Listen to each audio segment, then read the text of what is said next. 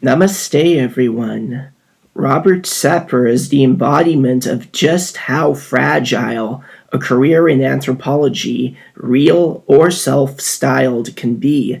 Whether presenting himself as a serious scholar or a fringe historian, his influence depended entirely on the trust and fascination of his audience.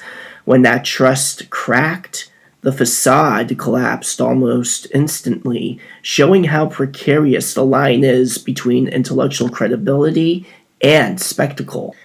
I don't think his career is effectively cooked, at least not definitively, but there are reasons to believe he's suffered serious reputational damage that he cannot recover from, but also reasons to believe that he retains some audience and influence. So I'll tell you all who this guy is if you have been uninitiated.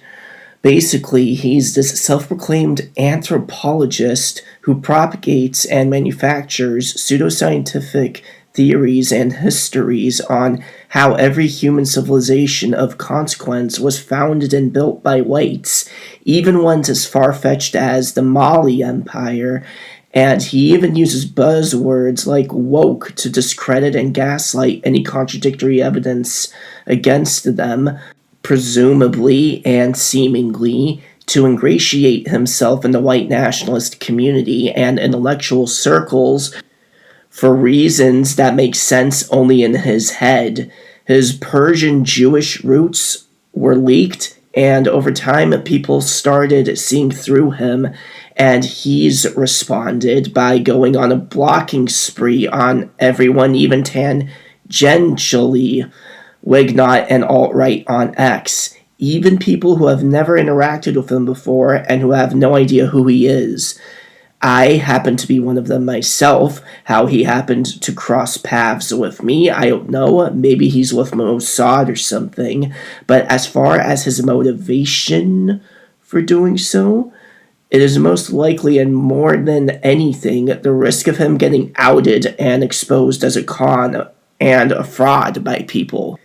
Between you and me, though, that's pretty much an open secret at this point. But basically, after the revelation of his Jewish heritage, many of his followers in far-right and anti-Semitic conspiracy theory spaces reacted by declaring him the enemy, in quotations, accusing him of deceit or of being disinformation. And according to reports, his video views and his subscription growth on YouTube dropped after the revelations about his background. That suggests a negative reaction, at least among part of his audience.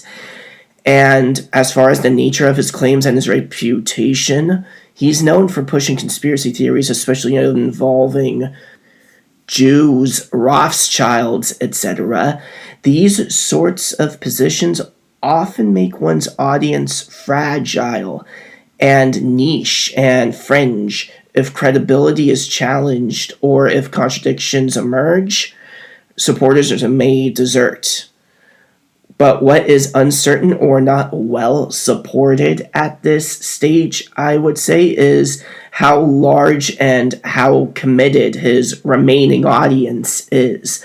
While some followers have turned on him because of his background, there's no clear public data showing that the vast majority have abandoned him. He still has presence on platforms like Rumble and presumably has some level of ongoing engagement. As far as financial collapse or major platform bans, there's no definitive reporting from what I've found that he's been deplatformed entirely or that his income streams have dried up. I mean, beyond the pseudoscience and the glaringly poor scholarship on his end, Robert Sepehr's other major failing lies in his deliberate omissions, if you ask me. He's repeatedly concealed crucial information like the facts about his background and heritage in order to maintain credibility and continue extracting attention, trust, and cash from his supporters. This isn't just sloppy history and science, it's a calculated manipulation designed to keep his audience buying into his narrative while shielding himself from scrutiny, if you ask me.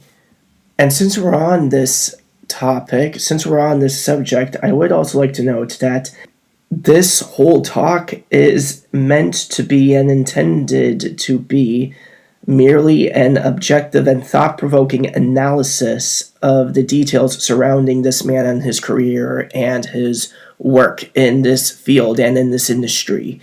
But what you do need to know is that this field and this industry, if you are involved in it commercially in any capacity and seriously in any capacity, is reputationally quite volatile. And this is where I end my dissertation. Thank you for watching.